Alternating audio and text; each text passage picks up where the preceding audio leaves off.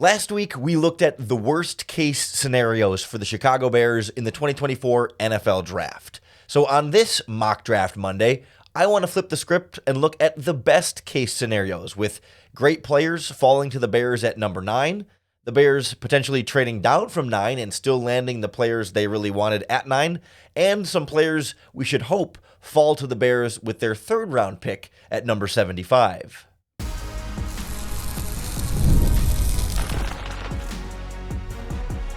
You are Locked On Bears, your daily Chicago Bears podcast. Part of the Locked On Podcast Network, your team every day. It is NFL Draft Week, and we're starting off with a new intro video here on the Locked On Bears podcast. It looks cool, it sounds cool, and it's finally freshening up our sound here. I think we had the previous intro video and music since 2020. It's been going on about 4 years of the same intro music, and now we're bringing it up to speed in 2024. This is Locked On Bears, and I'm your host, Lauren Cox.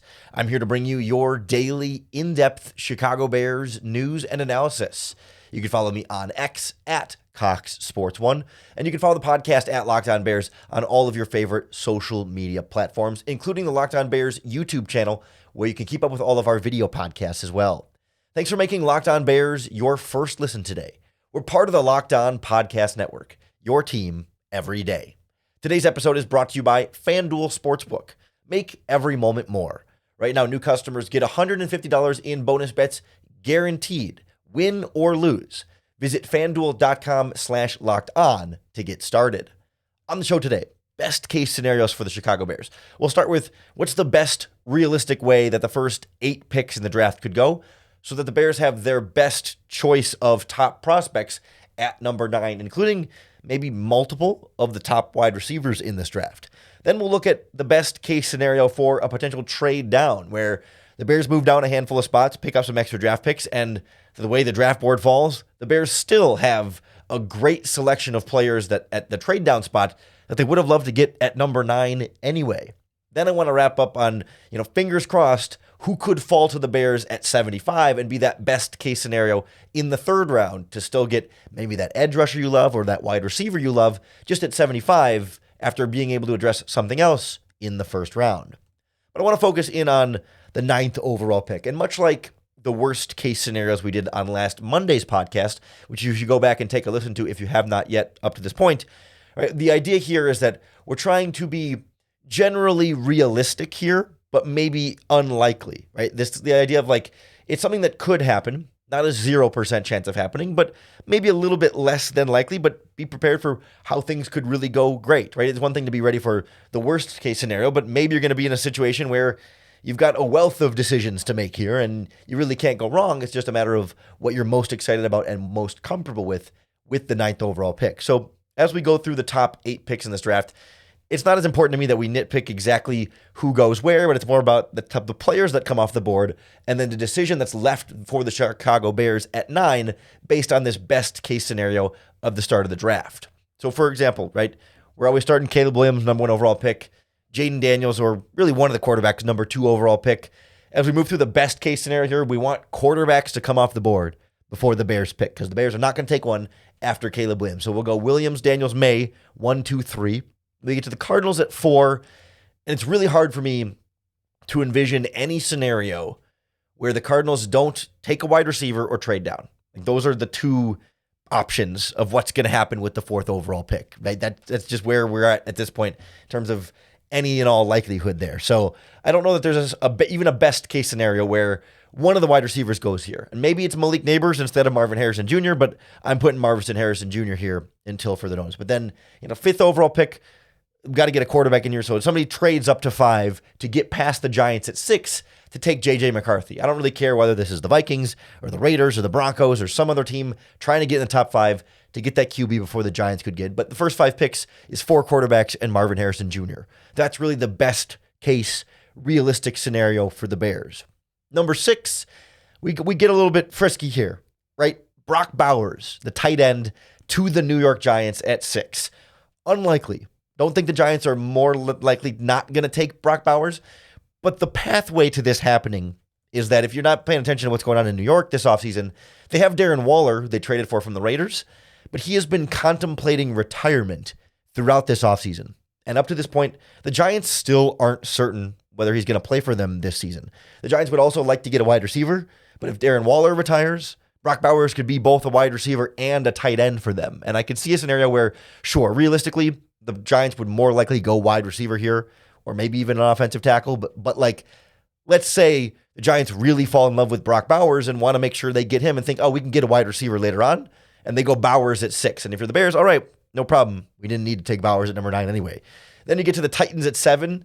And it's kind of the same conversation we talked about the Cardinals. It's really hard for me to envision a scenario where the Titans don't take an offensive tackle with the 7th overall pick. And it is no secret that they love Joe Alt. I think it's almost impossible at this point that Joe Alt makes it to the Chicago Bears at 9. I think that's a reality that if you're a big Notre Dame fan or just a big Joe Alt fan, NFL teams love offensive tackles. Offensive tackles always get drafted early. I could see 2 offensive tackles going off the board in the top 8.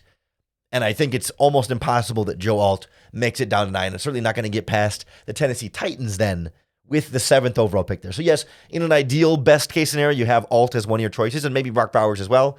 But it's hard to find 8 realistic picks that don't include Marvin Harrison Jr. and Joe Alt in those top 8 picks because they're just going to be top 8 pick players, barring something crazy happening. And then at 8, we'll go cornerback Quinyon Mitchell to the Atlanta Falcons. So it leaves the Bears at 9 with your choice of Malik Neighbors and Rome Odunze at wide receiver. You also have all the edge rushers, Dallas Turner, Jared Verse, Leatu Latu, and you've got the defensive tackles, Byron Murphy and Jerzon Newton, and you've got, I'm missing the other offensive tackles like there's Troy Fatanu and Olu Fashanu, and I always get them mixed up. Olu Fashanu from Penn State, Troy Fatanu from Washington, Delise Fuaga from Oregon State. Like, if the first 8 picks of the draft were able to go in this order, like, this is as great of a scenario as you could hope for the Bears. 1 wide receiver off the board, 4 QBs off the board, and you get a couple other players in there like Bowers and like Mitchell that, you know, maybe not as strong of a need for the Bears there at 9. And yes, you don't get Marvin Harrison Jr., you don't get Alt, but you've got your choice of like everybody else you could possibly want in this first round. Now, you could go wide receiver and feel like you absolutely nail that spot. You could go with any of the edge rushers and get your starting edge rusher. You could still get a left tackle if that's what you really wanted to do. I think in this scenario, the clearly best players available on your board are the 2 wide receivers, Malik Neighbors and Rome Odunze, and that's certainly like Neighbors here at 9 would be an absolute dream for the Bears in this best case scenario. And that's why it's really the best case scenario, because not only do you get the shot at Neighbors, but you can also pick between Neighbors and Odunze.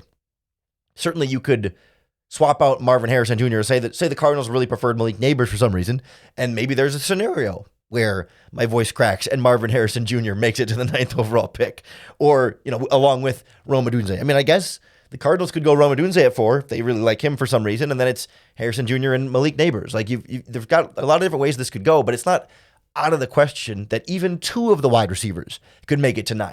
I think it's unlikely. I think it's most likely that all 3 of those top wide receivers will be off the board before the Bears pick at 9, along with Joe Alt, and then maybe Dallas Turner, or maybe, you know, somebody else, depending on what the Falcons do at 8, most likely. But in a best case scenario that still feels realistic, you could have your pick of the receivers, the edge rushers, the defensive linemen, and most of the offensive tackles. I just don't think Joe Alt is going to be there. In a scenario like this, where you have so many guys at 9 that you like, trading down seems like a great option, because even if you move down 5 spots and 5 players you like still come off the board, you're still going to have 2 or 3 of these guys that you would still like even after you trade down. And so I want to take this and look at what the best case scenarios might look like if the Chicago Bears trade down from the 9th overall pick and more players they don't want come off the board, and you're still picking later on in the first round with a bunch of players you like and some extra draft picks. That's next on Locked On Bears.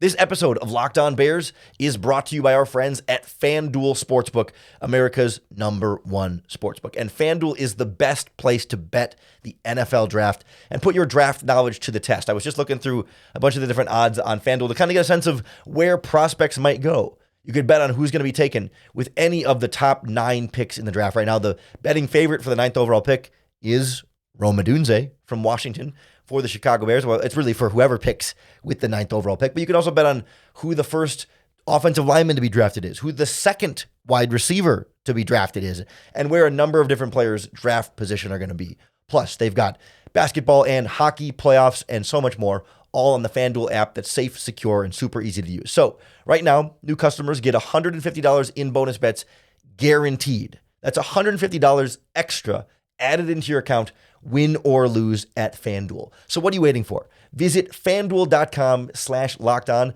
and make your first bet an automatic win. FanDuel, America's #1 sportsbook. Locked On Bears is brought to you by our friends at Monopoly Go. We've all been there, either as a player or a fan. It's halftime. The scoreboard's not looking good. You're feeling low. You're not sure your team can come out and pull out this win. And that's when you got to dig deep, right? Lift your head up and say to yourself, time to get back in the game, pull off some bank heists, and take as much of your friends' money as you possibly can. That's right. The smash hit mobile game Monopoly Go lets you compete with your friends to get the most riches and the biggest empire. It's the Monopoly you love, but on your phone, anytime, with tons of new twists and leaderboards that help you compare your progress with your buddies. There's so much to do. You can play on countless dynamic Monopoly boards. You can make your friends bankrupt by smashing their landmarks with a wrecking ball. And you can, of course, charge other players rent for your iconic properties. You can even work with your friends to crack open community chests and work in tournaments to get extra rewards and climb leaderboards. So get back out there, put on your game face, and download Monopoly Go, now free on the App Store or Google Play.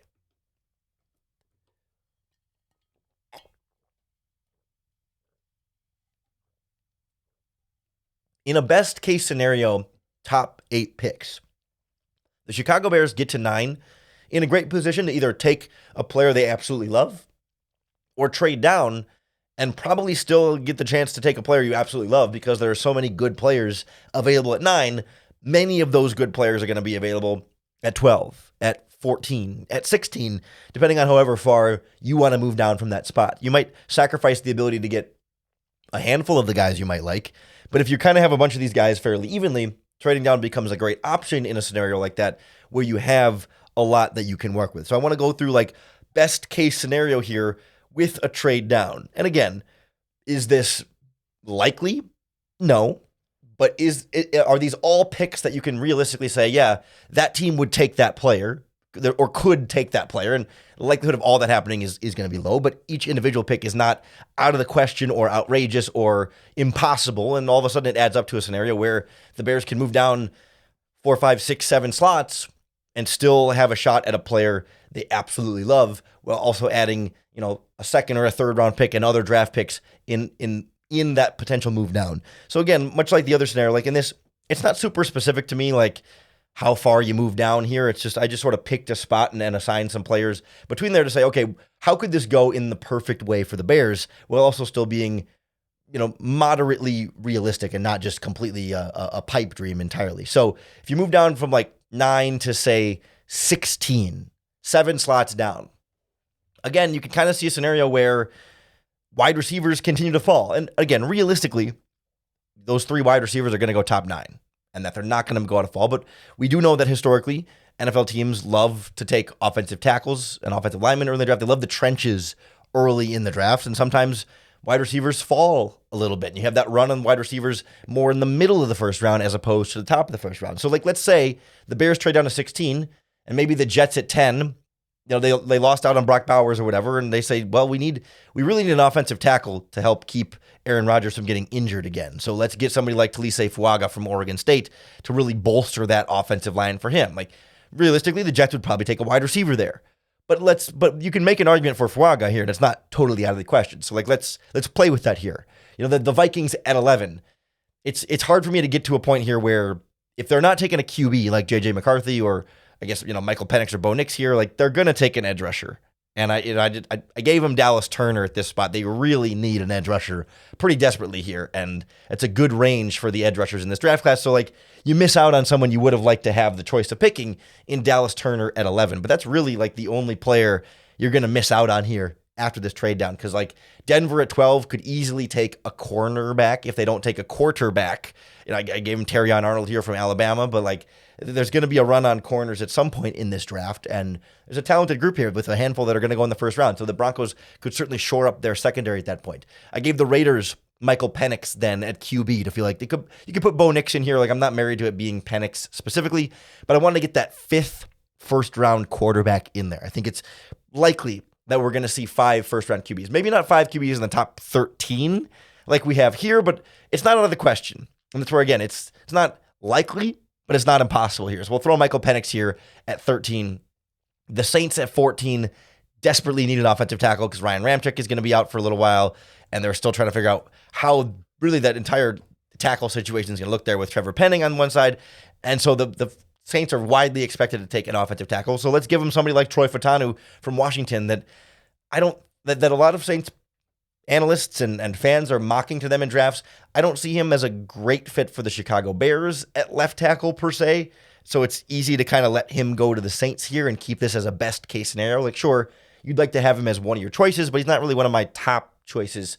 So I'm okay with him to the Saints at 14. And then with the Colts at 15, another one of these teams that needs a cornerback. And I think Cooper DeJean from Iowa is going to be in that conversation with the other top cornerbacks in this draft that could all go right around this range. Like, of course, it's very unlikely that you're going to have no wide receivers go between 10 and 15, especially if they make it out of the top 9. Like, obviously, more likely than not, one of the wide receivers or 2 of the wide receivers is going to go in that range, or someone is going to trade up for one of those wide receivers, or trade up for another edge rusher, or trade up for a defensive tackle. But each of those 6 picks we just talked about, Jets, Vikings, Broncos, Raiders, Saints, Colts, like individually, any of those could be likely. The Jets could absolutely take a tackle. The Vikings are expected to take an edge rusher. The Broncos can absolutely take a corner. The Saints are expected to take a tackle. The Colts can absolutely take a corner. Like, all of those things individually have some level of realisticness to them. And so you could trade down from 9 to 16, still have a shot at a wide receiver you love, still have a shot at most of the edge rushers you love. Like, again, Dallas Turner comes off the board here, but still Jared Verse, still Leatu Latu, still all the defensive tackles you love, and Byron Murphy and Johnny Newton there. Still an offensive tackle like Olu Fashanu, or you get into like J.C. Latham from Alabama in his range. Like, you could trade down even 7 spots in this best case scenario, still land an elite wide receiver, still land an elite offensive tackle, still land an elite edge rusher. You still get everything you would have wanted, or most of what you would have wanted with the 9th overall pick, and instead move down 7 slots, get the same choice of a lot of the same players, most of the same players, and add whatever trade compensation you would have gotten to move to 16. You know, whether, I guess in this case, 16 is, actually, I can't off the top of it, 16 is the Seahawks. They don't have a 2nd round pick, so like it would be a 3rd and a 4th and maybe a future draft pick, or, you know, some kind of combination of something. So it wouldn't be, I guess 16 is not the ideal trade down in terms of like the compensation that the other team has. But like, what's more important here is the best case scenario of how the players fall off the board. You could just as easily put the Bears at 15 here instead of 16, get the Colts 2nd round pick to move down 6 spots there in the 1st round, land whoever you want at 15 instead of 16 here, and have the same argument, right? It's not about specifically what slot and where, but more about the idea that there's a scenario here where all the players the Bears might want, or most of the players the Bears might want, fall in this draft and make it to them even after they trade down here in the 1st round, where you can really have your cake and eat it too, in terms of have your top 10 pick caliber player and your trade down riches from moving out of that 9th spot. And I guess also technically in this, I never put a player in the 9th slot for the Bears trading down, so someone would have to come off the board here, but it's more of a thought exercise, right, than trying to be a super specific nail all the picks mock draft. It's more like, hey, here's a reasonably realistic possibility that would be the best case scenario for the Chicago Bears. Whether you stay at 9 or you move down from there, you're going to have the opportunity to get picks that you absolutely love. And there's a real realistic path towards having a lot of opportunity for players that you love. Like, that's why I really feel like this is such an exciting draft for Ryan Poles, because we're not sitting here, fingers crossed, that the one prospect you really love, you got to land this guy, because if you don't get Rome Odunze, there's going to be nobody you love, so you got to hope he gets there. Or if you don't get Joe Alt, then there's going to be nobody you love. Like, no, there's always other options you got to like. Even last week, in the worst case scenarios we talked about, still options you like. And in the best case scenarios, there are a ton of options you like to where it's almost hard to pick. It's almost a burden to have to try and decide which of those guys you have to take in that scenario. And that's really the fun part for getting to be the general manager and going through these potential mock drafts. I also think the Bears need to hold out hope for a best case scenario moving into their other draft picks here. Whether they trade down from 9 or not, you're hoping good players fall to the 75th overall pick, where the Bears pick in the 3rd round, to try and get another potentially like day 1 starting caliber player there. But those guys don't usually make it that far. But we'll look at some prospects who aren't expected to make it to 75, but it's not out of the question in a best case scenario that this player could fall from the 2nd round to the Bears in the 3rd. That's next on Locked On Bears. This episode of Locked On Bears is brought to you by our friends at Game Time, the best way to get tickets for all of your favorite live events. I've got playoff tickets ahead of me here for the NBA playoff that I purchased on Game Time so that I could see exactly my view from my seat and also trust that I was getting the best deal on my tickets. I love using Game Time. I use it to go to concerts. I use it to go to comedy shows. I haven't bought any theater events, but I see theater shows on there all the time. They've got everything you want when it comes to live events in your area. And it's by hands down the best ticket buying experience. There's no unexpected fees that pop up. They've got all-in pricing, so you know exactly how much you're going to pay. You can see your view from your seat. And I love, too, that they've got a lowest price guarantee, where if you can find the same ticket in the same section and same row somewhere else for cheaper, they will credit you 110% of the difference. It is great, and it's a great way to take the guesswork out of buying tickets with Game Time. Download the Game Time app, create an account, and use our promo code LOCKEDONNFL for $20 off your first purchase. Terms apply. Again, create an account and redeem our code LOCKEDONNFL for $20 off. Download Game Time today. Last minute tickets, lowest price, guaranteed.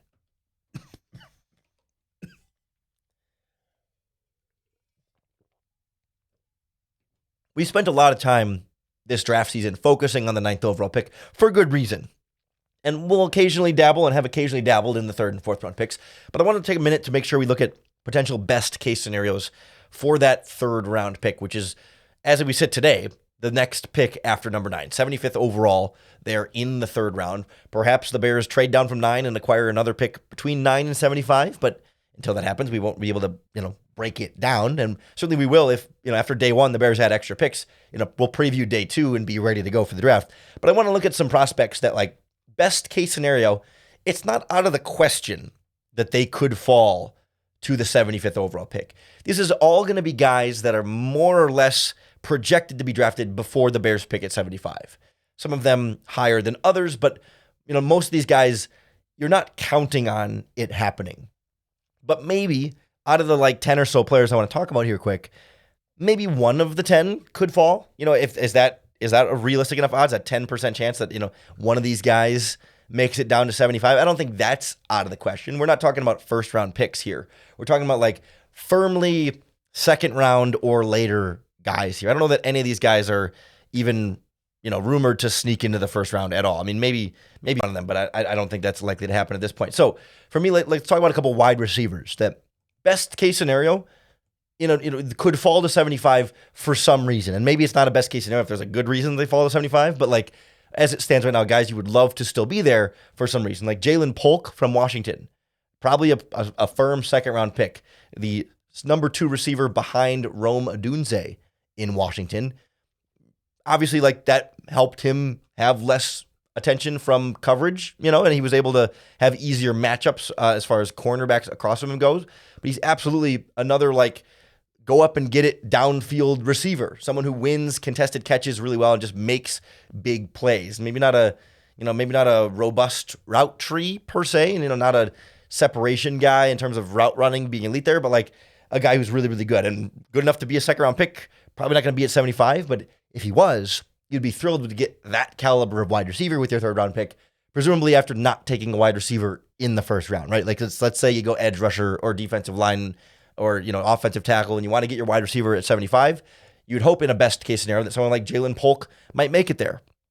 More likely, The third Washington receiver, Jalen McMillan, might be a more realistic option there, but like best case scenario, maybe Jalen Polk makes it. We'll throw Roman Wilson from Michigan in this conversation, a guy that's almost assuredly going to be a mid to early second round pick. But you never know. It's a deep wide receiver class, and every team is going to have a slightly different flavor of wide receiver that they like and prefer. Wilson's certainly a speed guy on the outside who can win vertically for you. J.J. McCarthy's number one weapon, the guy that was just everything for that Michigan offense in the passing game, that's just a dynamic playmaker on the outside that would be a great pair, or I guess as a pair when there's three of them, a great match with Keenan Allen and DJ Moore in Chicago, or Xavier Legette from South Carolina, and I'll throw Ricky Pearsall from Florida in here as well. Like all four of these guys, Polk, Wilson, Legette, Pearsall, most likely all second-round picks. Guys picked in the 40s or 50s and not making it all the way down to 75.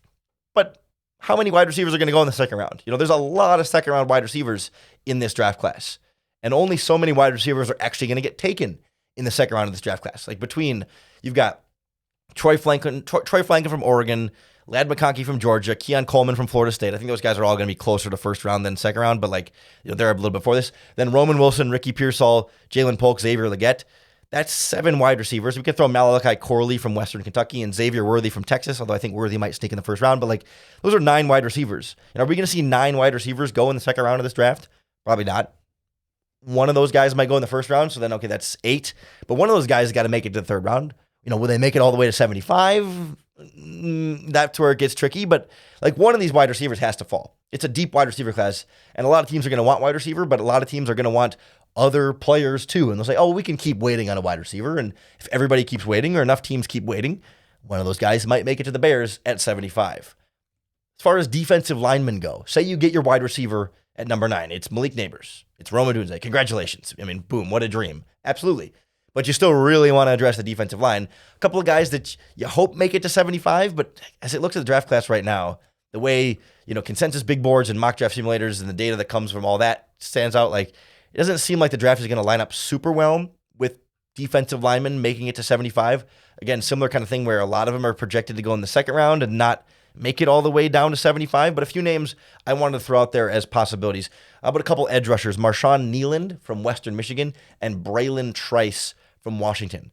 Sounds like Nealand got some unexpected first round hype, but I don't think that's realistic at this point with guys like Chop Robinson and Darius Robinson likely to go ahead of him. But Marshawn Nealand is big and strong with kind of a surprising amount of explosiveness for a guy who's 275 on the edge. He's got the physical looks and the physical tools of an NFL edge rusher who's, I think, a team like the Chicago Bears could absolutely fall in love with. You got to certainly develop the pass rush moves, and Western Michigan wasn't necessarily the highest level of competition, but I think he's a guy who would be a really good fit with what the Bears want to do here. And then Braylon Trice is one of those guys that, I think if you do the PFF mock draft simulator, he's around 75, a decent amount, but he's more expected to be drafted around 50, 55, mid to late second round. So he could make it down to 75 realistically, but I think he's a top 50 caliber player in this draft, but just strong physicality on the edge, someone who just is disruptive and relentless and just wants to beat you to a pulp. Just that mentality of a butt-kicking edge rusher out there. I don't know that he's the most explosive guy here, and I don't know that he's got the kind of length that we typically associate with the Bears, but he's a really good edge rusher, and if he could make it to 75, he could plug and play as, if not a day one starter opposite Montez Sweat, certainly rotating with DeMarcus Walker to the point where it's a blurry line between who's actually the starter and who's the backup there. A couple of interior guys will throw out: Chris Jenkins from Michigan, Michael Hall from Ohio State. I think Hall's projected a little bit closer to 75, but the data on him in terms of the pass rush production he had was just as good as some of the top players in this draft. I think he's going to go earlier than people think. I would absolutely love if he was there at 75. He's going to be a great 3 technique who can occasionally kick outside. If he lost a little weight, I think he could play some edge, but maybe he's a little bit too big to play the edge. But I really think he's a guy who's disruptive and productive on the interior there. And then, coming out of Michigan, Chris Jenkins is a guy whose father was also Chris Jenkins in the NFL. Explosive, disruptive interior pass rusher, can hold down gaps really well, and just is physical person who's hard to move on the interior while also being really quick at penetrating gaps up the middle. Either one of those guys could plug and play as a instant contributor as a 3-technique pass rusher for the Chicago Bears. I think Jenkins is less likely to make it to 75. Hall is a little bit more likely, but I still think Hall is going to go earlier than a lot of people think. He's got the pedigree, he's got the production, he's got everything you want as an interior pass rusher, and those guys are valued. I think he's going to go more in the Gervon Dexter, Zach Pickens range than 75 is kind of where I project him.